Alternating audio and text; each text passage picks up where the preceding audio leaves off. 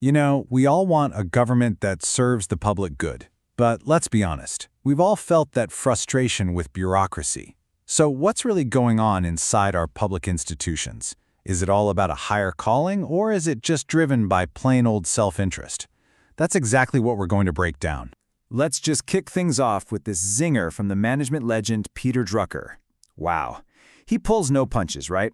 Calling government fat, flabby, expensive, and unproductive.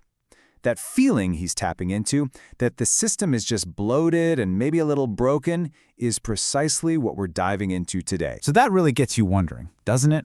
When government fails, where does the blame lie? Is it a problem with the people inside the system, or is the system itself just, well, fundamentally flawed from the start? Okay, first, let's put on our cynic's hat. This view, which you might hear called public choice theory, basically says that folks in government are, just like the rest of us. They're motivated primarily by their own self-interest. We're talking power, money, or hey, just climbing that career ladder. And a perfect textbook example of this is something called regulatory capture. This is where the watchdog, the agency meant to protect the public, basically ends up on a leash held by the very industry it's supposed to be policing. It's a huge problem. And you can see the signs of this kind of system all over the place. It might look like those public-private deals that, funny enough, only seem to help a few well-connected insiders. Or maybe it's government departments that seem more focused on growing their own budgets and power than on serving anyone. And at its worst, it's just straight-up blatant corruption. These aren't just theories. They have very real costs for all of us. You know, this cynical way of looking at things isn't new at all. It's actually rooted in this classic management idea called Theory X. And the core belief of Theory X is that deep down, people are lazy, they hate responsibility, and you pretty much have to force them to do their jobs. If you actually believe that, then of course you'd build a system based on strict control. But is that really the full picture? Is everyone just lazy and self-interested? Of course not. Because on the flip side, you have this incredibly powerful ideal of public service. And this isn't some new age idea either. We're talking over 2,000 years ago, the Indian philosopher Kautilya made this profound point. A leader's own happiness is tied directly to the well-being of the people. It's a beautiful, timeless counterpoint to that purely cynical view. Now let's fast forward a couple thousand years to the sociologist Max Weber. He tried to imagine what a perfectly rational government would even look like. He called it the ideal-type bureaucracy. Now, he wasn't saying this perfect system actually existed, but it was more like a blueprint, a model for a system based on pure logic and rules, not on who you know or who you can bribe. And the engine of this ideal system? It runs on a few key parts. Think about it. A clear hierarchy. Everyone knows their role. Hiring based on merit. You get the job because of what you know, not who you know. And things like fixed salaries and impersonal rules. The whole point of that is to stamp out favoritism and bribery.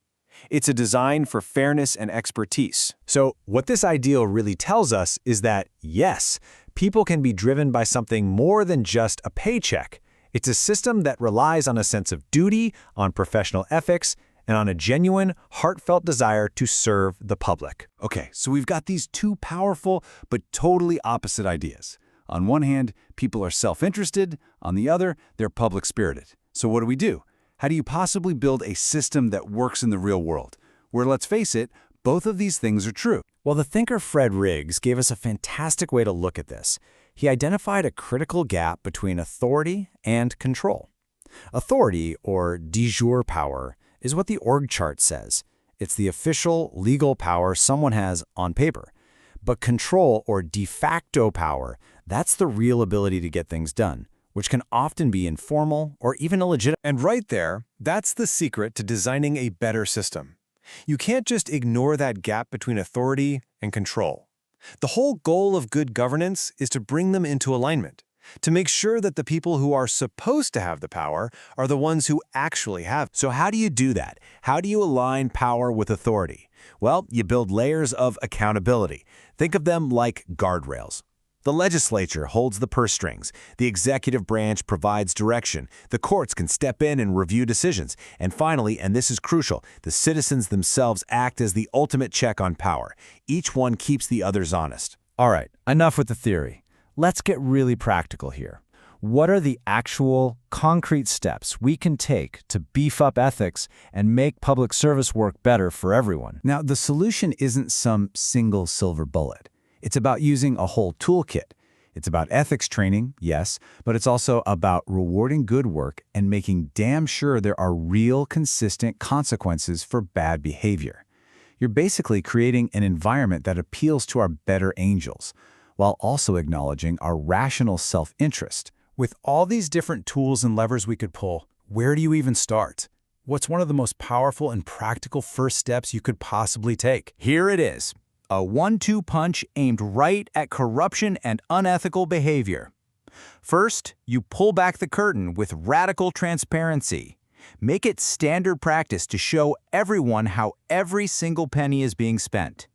And second, you give that transparency some serious teeth with a truly independent watchdog, an ombudsman who can not only investigate, but actually enforce consequences. And that really brings us to the heart of it, with this final question.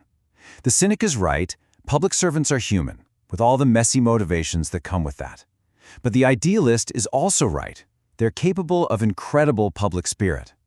The secret to good government, then, isn't about ignoring one for the other. It's about building a smarter system with the right incentives and the right checks and balances.